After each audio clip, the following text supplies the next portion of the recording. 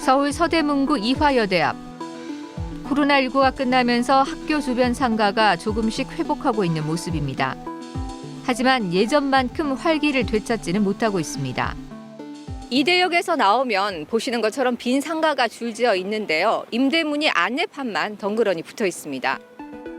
한때 이대역 주변은 서울을 대표하는 패션 미용의 중심지로 불렸지만 지금은 옷가게나 미용실 등을 찾아보기가 어렵습니다. 신촌역 인근 상가 상황은 더 심각합니다. 상황이 이렇자 대학가 주요 소비층이었던 젊은 층도 이른바 핫플레이스로 떠납니다.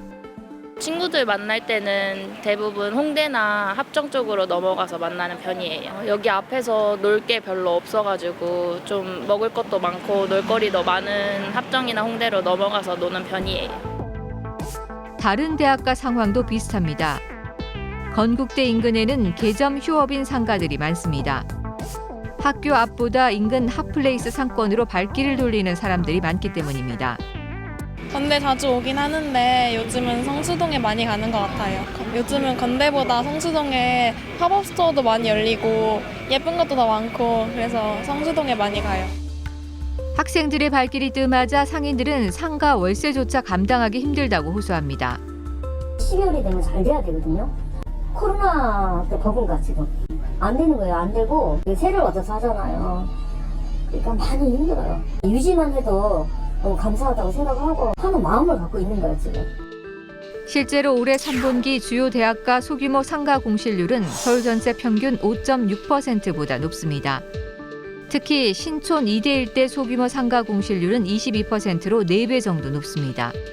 홍대 6.9%, 이태원 8.3%, 건대 입구 4.3%보다 웃도는 수치입니다. 대학가 상가 공실률이 높은 것은 젊은 층의 소비 문화가 달라졌기 때문이라는 분석이 나옵니다. 젊은 세대들 같은 경우가 예전처럼 단순히 학교 앞에서 머무르면서 거기서 소비를 한다라기보다는 새로운 환경이라든지 새로운 문화가 형성되어 있는 곳으로 이동을 하면서 소비를 하는 그 경향성들이 나타나고 있어요. 여기에 온라인 발달로 주 고객층인 젊은 층이 오프라인보다 온라인으로 물건을 구매하면서 대학가 상권이 침체됐다는 지적도 나옵니다. TBS 강경지입니다. 네, 임대문이 안내문이 붙은 점포가 한두 곳이 아니네요. 상당한데요. 김종류의 보보스 부동산 연구소 대표와 이야기 나눠보겠습니다. 어서 오십시오. 예, 안녕하세요. 네, 대학가 상권이 활기를 잃고 정말 썰렁하다 이런 느낌이 드는데 코로나가 끝났는데도 이 정도로 회복이 안 되고 있다는 거는 이제 다른 요인이 또 있다는 걸로도 이해할 수 있겠죠. 예, 그 대학교 상권이 과거에 제가 대학을 다니는 그 시절하고 완전히 바뀌었어요. 네. 이제 요즘 MZ 세대들은 그 옛날처럼 동아리 활동을 열심히 한다든지 뭐 뒤풀이를 많이 한다든지 그런 것들이 싹 없어졌어요. 굉장히 많이 줄었고 또 특히 이제 그게 코로나를 거치면서 더 안 하는 분위기로 네. 그렇게 많이 주저앉았거든요. 그래서 네. 대학교 상권 중에서도 이제 주거지 상권은 매출을 거의 줄지 않았어요. 예, 그런데 대학교 상권 내에 유흥 상권 있죠. 먹다 네. 상권. 그런 데는 정말 눈에 띄게 많이 줄었습니다. 주거 상권은 괜찮은데 다른 곳은 그렇지 않다라고 말씀해 주셨고요. 영상에서 보니까 신촌 2대 상가 공실률은 22%로 나타났습니다. 서울 전체 평균의 4배 정도인데 이곳은 어떤 이유 때문이라고 보십니까? 글쎄요. 이대 신촌 쪽은 이제 상권 침체가 온 지가 꽤 오래됐습니다. 네. 개인적으로는 거기는 이제 도시 계획의 실패다. 저는 그렇게 생각을 하거든요. 네. 거기는 지구 단위 계획을 입안했을 때 미용이라든지 그다음에 판매 업종 이런 것들 위주로 그 업종을 권장 업종을 뒀었습니다. 네. 그러니까 그 다른 업종들이 들어올 때는 부설 주차장을 만들어라든지 이런 식의 사실상의 굉장히 제한을 많이 줬었거든요. 네. 그게 굉장히 큰 실패 요인이라고 생각합니다. 그러니까 상권이 활성화되려면 자연스럽게 경쟁적으로 여러 업종들이 들어와 가지고 그 지역에서 쇼핑도 하고 먹기도 하고 그다음에 뭐 숙박도 하고 다 이루어져야 되는데 그런 것들을 인위적으로 하려다 보니까 역효과가 크게 나타난 곳이라 할 수 있습니다. 아마 이제 여러 가지 이유가 있을 것 같은데 저출생으로 대학 신입생이 줄어든 것도 좀 꼽을 수 있을 것 같고요. 높은 물가로 요즘 뭐 학생들의 주머니 사정이 워낙 나쁜 탓도 있을 것 같습니다. 또 물론 비싼 임대료를 감당하기 어려운 분도 있었을 테고요. 그런데 이때 신촌에서 조금만 더 가면은 분위기가 아주 확 달라지잖아요. 예, 예. 홍대 같은 경우는 유동인구도 많고 북적거리거든요. 그리고 홍대는 이대의 정반대의 도시 계획을 한 곳이에요. 네. 홍대는 이제 그 공항철도가 개통하고 나서 그 지역의 외국인 관광의 수요가 크게 늘었거든요. 그렇죠. 그러니까 이제 용도 지역상의 준주거 지역이라고 하는데요. 준주거 지역에도 관광 숙박업 허가를 내주고 그랬습니다. 그러니까 네. 상권 전체적으로 뭐 대로변에 먹자 상권 있던 데가 판매점이 들어오고 먹자 상권은 뒤로 가고 그리고 또 숙박업도 많이 늘어나고 네. 전형적으로 상권이 커지는 유형이었던 도시계획을 보여줬던 거죠. 네. 서울을 비롯한 이제 그 수도권의 침체된 상권을 나름 이렇게 좀 연구를 해보시면서 해소할 수 있는 방안이 있다 이렇게 좀 느끼신 게 있으셨을까요? 그래서 저는 지구 단위 계획 같은 것들이 좀 더 네. 바뀌어야 된다 그렇게 생각하거든요. 네. 그러니까 지구 단위 계획이 어떤 내용이냐면 뭐 어느 지역을 좀 더 활성화시키기 위해서 의도는 좋은데 근데 뭐 여러 필지를 합필해서 지어라든지 그러면 도시계획 도로 같은 것들이 확충하기가 굉장히 어려워질 수도 있고요. 네. 예, 그럼 건물이 굉장히 낡은 상태로 주차장도 없이 그 지역 상권을 활성화시킨다 굉장히 어려운 일일 수 있거든요. 네. 예, 그런 것들 좀 변화가 필요하다 그렇게 봅니다. 그리고 이제 공급 문제도 좀 생각해 볼 수 있지 않을까요? 아, 예, 그렇죠. 상가가 공급이 굉장히 많습니다. 네. 이 정말 상가 공급을 하는 입장에서도 네. 이 정도 배우 세대를 갖고 있다. 예를 들어서 뭐 신도시인데 상가가 배우 세대가 10,000세대 정도 된다. 그랬을 때는 우리가 일반적인 프라자 상가 크기 그런 게 한 20개 정도 들어갔을 때 1층 상가 임대료가 뭐 평당 한 20만 원 정도가 나온다. 그런 것들이 대강 있는데 도시계획에서는 그런 것이 전혀 반영되지가 않는 거예요. 그러니까 신도시 하나 만든다 그러면 네. 예상되는 어떤 그 적정한 상가 공급 비율보다 훨씬 높게 많이 공급이 되고 네. 그리고 분양가도 굉장히 비싸거든요. 그게 결국은 임대료가 비싸니까 상권 침체로도 이어지고 네. 창업자들도 재미가 없고 상가 분양받은 분들도 재미가 없고 네. 그렇게 이어지고 있습니다. 네, 수요보다 공급이 많은 데다가 임대료까지 비싸면은 이제 예. 아무래도 어려움이 있을 것 같고 공급 과잉이 있었으니까 이를 좀 조절할 필요가 있다 이런 말씀을 주셨던 것 같고요. 그동안 많은 상가들 둘러보시면서 수많은 상인들도 만나보셨을 것 같아요. 그분들 직접 만나시면서 이분들에게 정말 필요한 정책이 뭘까 이런 생각들도 하셨을 것 같은데 좀 뭐 어떤 대책들이 좀 필요하다고 보십니까? 그래서 이런 이야기 나오면 대부분 뭐 네. 저리로 장기 융자를 해준다든지 이런 것들이지 않습니까? 저는 그것보다는 우리나라가 지나치게 자영업자 비율이 높은 거 네. 그게 문제라고 생각하거든요. OECD 국가 중에서 뭐 남미 몇 개 국가를 빼고는 우리나라가 가장 높단 말이죠. 그러면 고용시장이라든지 이런 것들부터가 좀 바뀌어야 되는데 앵커님도 만약에 갑자기 그만두신다, 뭐 할까요? 그죠? 그러니까 뭐 청년 뭐 취업 대책 같은 것들 되게 많은데 저 같은 40대, 50대들 이 재취업에 대한 기회가 굉장히 없어요. 네. 그러니까 다 자영업 쪽으로 가게 되는 거죠. 그러면 그런 40, 50대들 재취업에 대한 어떤 메리트를 준다든지 그러니까 네. 해고를 자유롭게 해준다든지 뭐 그런 여러 가지 뭐 안을 통해 가지고 예, 그 고용 유연성을 좀 높여주면 그러면 자영업자 시장으로 들어갈 일이 좀 없겠죠. 네. 예, 그럴 필요도 있을 것 같고 그리고 앞서서 이제 권장 업종 말씀을 해주셨습니다. 거기에서 제가 아까 좀 한 가지 좀 더 추가 질문을 드리고 싶은 게 있었는데 이대 상권 침체는 권장 업종을 둔 영향이 크다 이런 지적을 해주셨어요. 근데 예. 서대문구도 이제 이런 판단을 했는지 올해 3월에 이제 권장 업종을 대폭 확대하면서 업종 제한을 이제 사실상 폐지했거든요. 이제 이런 예. 지적해주신 부분에 문제가 있었다 이렇게 판단을 했던 것 같고 상권에 이제 변화가 어떻게 나타나고 있는지는 일단 좀 지켜봐야 할 것 같은데 어쨌든 지자체의 도시 계획이나 이런 개발 정책은 상권을 비롯해서 많은 부분에 영향을 미치게 되잖아요. 근데 이제 기존의 사례들을 볼 때 이대의 어떤 정책의 아쉬움처럼 이거 좀 아쉬웠다 생각하는 또 다른 사례가 있을까요? 글쎄 그뭐 네. 이태원. 어전에 큰 사고 났 이태원에서죠. 네네네. 이태원도 지구 단위계획이 굉장히 아쉬운 동네죠. 거기 이제 필지를 보면 우리 일제 강점기 때 만들어졌던 필지거든요. 네. 거기에 있던 필지에다가 겨우 도로 좀 내고 그러니까 사고가 났던 그 골목이 용도 네. 지역상 일반 상업 지역인데 바로 뒷골목이 일종 일반 주거 지역이에요.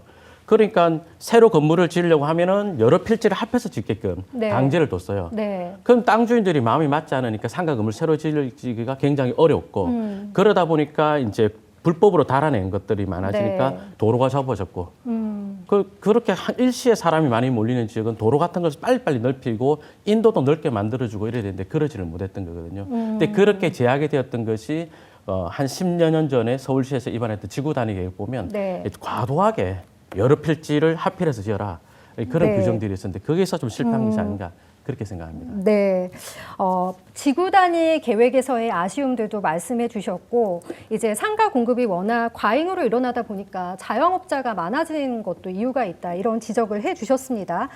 지금보다 좀 상가를 줄이는 방식의 행정이 있어야 할 것 같고 또 자영업자 비율을 줄일 수 있도록 어떤 고용시장의 유연화 이런 것도 필요하다라는 말씀을 전해 주셨는데 또 한 가지 이제 은퇴 후에 많은 분들이 일자리를 찾게 되기도 하시겠지만 나의 어떤 노후를 위해서 좀 상가에 투자해볼까? 예. 이런 생각들을 하시는 분들도 있으실 수 있는데 어떤 점을 좀 유의하면 좋을까요? 글쎄 저는 시중에서 그 상가 강의를 하는 사람이지 않습니까? 네. 제가 이 업을 갖기 전에는 유통회사에서 부동산 점포 개발의 업무를 했는데 깜짝 놀랄 정도였습니다. 네. 우리나라는 창업에 대한 관심은 굉장히 높은데 네. 상가에 대한 공부는 굉장히 낮더라고요. 그러니까 어떤 업종 여기 들어올 때 임대료는 어느 정도는 낼 수 있다. 뭐 네. 빵집이든 아이스크림 전문점이든 뭐 그 여러 업종들 있지 않습니까? 근데 제가 깜짝 놀란 게 상가 전문가라는 분들도 상가 네. 공급하시는 분, 분양하시는 분 이런 분들도 10평짜리 상가에서 월세 400만 원을 아주 우습게 생각을 하고 그러다 보니까 분양받는 분이라든지 창업을 하는 분들도 그 굉장히 우습게 네. 말씀하시거든요. 네. 근데 그 정도 매출이 나오려면은 뭐 커피 전문점이다. 월 매출이 뭐 100만 원, 아니 하루 매출 100만 원, 네. 월 매출 한 3천 이상은 나와야 네. 되는데 그게 우리 뭐랄까 테이크아웃 커피 전문점 브랜드로 네. 치자면 평균 매출이 2천만 원도 채 안 되거든요. 월 매출이. 그러면 평균보다 1.5배 수준이지 않습니까? 네. 근데 입지는 그 정도 안 되는데 네. 그런 공부가 너무 안 돼 있고 그래서 그 업종에 대한 공부를 좀 해보시면 어느 정도가 적정한 임대료고 어느 정도 매출이 나오려면 투자금 어느 정도 된다. 이런 공부를 좀 하셨으면 좋겠습니다. 지금보다 공부를 좀 많이 해야 된다 이런 말씀 주셨고 사실 이제 노후 자금은 굉장히 소중한 부분이잖아요. 예. 예, 그런 면에서 공부가 꼭 필요하다 이런 말씀을 해 주셨습니다. 혹시 뭐 추가로 상가에 좀 관심을 갖는 분들에게 뭔가 좀 추가로 하실 말씀이 있으실까요? 많은 분들이 우리 대표님 찾아서 공부도 하고 이럴 텐데 이런 거 보면 좀 안타까웠다라는 생각이 들었다거나 이런 부분 좀 있었으면 좋았을 텐데 하는 아쉬움이 든 부분이 있으셨다면 어떤 게 있을까요? 그러니까 아까 했던 공부 이야기의 연속인데 이제 네. 학원 하는 사람이 공부 이야기 해도 되는지 모르겠습니다만 그 누구든지 사업이 잘 된다. 네. 내가 고소득자다. 나중에는 상가 건물 사서 월세 받으면서 편안한 노후를 보내야지 이런 꿈을 꾸실 텐데 거기서 망가지는 분들이 정말 많죠. 그러니까 뭐 증권사 임원으로 계셔서 큰 돈을 버시고 그랬는데 대전 관저동 이런 데서 상가 건물 하나 잘못 사가지고 기대했던 월세의 3분의 1 정도가 되니까 네. 그러니까 그분의 어떤 굉장히 잘 살아왔던 인생 전체가 그거 하나로 무너져 버리는 거죠. 근데 그 연세에 그 평생 모은 돈을 가지고 그렇게 실패를 해버리니까 재기가 굉장히 어렵죠. 네. 너무너무 안타까웠거든요. 근데 그 증권사 임원까지 하신 분이시면 공부는 얼마나 많이 했겠어요. 그죠? 네. 근데 상가에 대한 공부가 안 돼 있었거든. 네. 상가는 상가대로 별도로 또 공부를 해야 되는 건데 그러지 못했던 게 너무 아쉬웠고. 근데 지도를 보면 그런 자리는 학원, 병원 같은 것들이 영업이 굉장히 안 될 자리인데 근데 그분은 그냥 단순히 아파트 앞이기 때문에 아파트 앞에 4층짜리 상가하면 학원, 병원 넣고 이래서 일이 잘 될 거다 생각했는데 거기서 굉장히 큰 패착이었죠. 예, 그런데 그런 사례가 너무 많습니다. 예. 네, 그리고 또 요즘에 워낙 이제 금리도 높아지다 보니까 그렇죠. 네, 임대료에 대한 부담을 안고 계시는 분들도 많은데 예. 좀 그 건물주 입장에서는 상생하는 차원에서 좀 임대료를 내리면 좋을 것도 같은데 예. 이게 꼭 내린다고 좋은 건가 이런 부분에서 많은 고민을 하시는 부분도 있을 것 같아요. 예, 임대료를 보통 임대인들이 요즘 이 월세를 거의 올리지를 못합니다. 네. 예, 저도 뭐 모처 임대 주고 있는 게 있습니다만 예, 계약서상으로는 뭐 2년마다 5%씩 인상하겠다 했지만 코로나 때 깎아줬고 그 깎은 월세를 저도 계속 유지를 하고 있는데 그러니까 임대인이 뭔가 그 월세를 많이 받아서 악마처럼 묘사가 되는 것도 좀 문제가 있다고 생각하거든요. 그렇죠. 예, 그래서 부동산 매입 금액 대비해서는 임대료가 결코 높지가 않거든요. 그럼 매매가가 비싸냐? 서울시 부동산 가격에 비하면 상가 가격이 오히려 싼 편입니다. 네. 예, 그런데 그럼에도 불구하고 그 월세를 유지하지 못하는 거, 그거는 이제 다른 구조적인 문제에 있는 것들이 되게 많죠. 네. 처음부터 자영업 하시는 사장님부터 상가를 매입하시는 분부터 이 서로 자기 기대치를 엉뚱한 데 두고 있어요. 현실성 없는 데서. 그러다 보니까 부딪히는 것들이 굉장히 많이 있습니다. 현실에 기반해서 그러니까 예. 그야말로 뭐 원론적인 얘기지만 꼼꼼하게 좀 따져보고 공부를 해야 된다. 네, 그렇죠. 이런 말씀을. 월세 500만 원을 되게 네, 쉽게 생각하는 전해드렸습니다. 분들이 그렇죠. 임대인도 계시고 임차인 사장님도 계시거든요. 두 분 다 안타깝죠. 네. 뭐 계속 드리는 얘기지만 꼭 공부해야 된다. 노후 자금은 이제 굉장히 중요하고 뭐 일상 생활을 위해서 생계를 위해서 또 자영업 하시는 분들도 꼼꼼하게 공부해서 따져봐야 된다 이런 말씀을 주셨습니다. 코로나 이후로 뭐 여전히 좀 침체되어 있는 곳도 있지만 활기를 띠는 곳도 보입니다.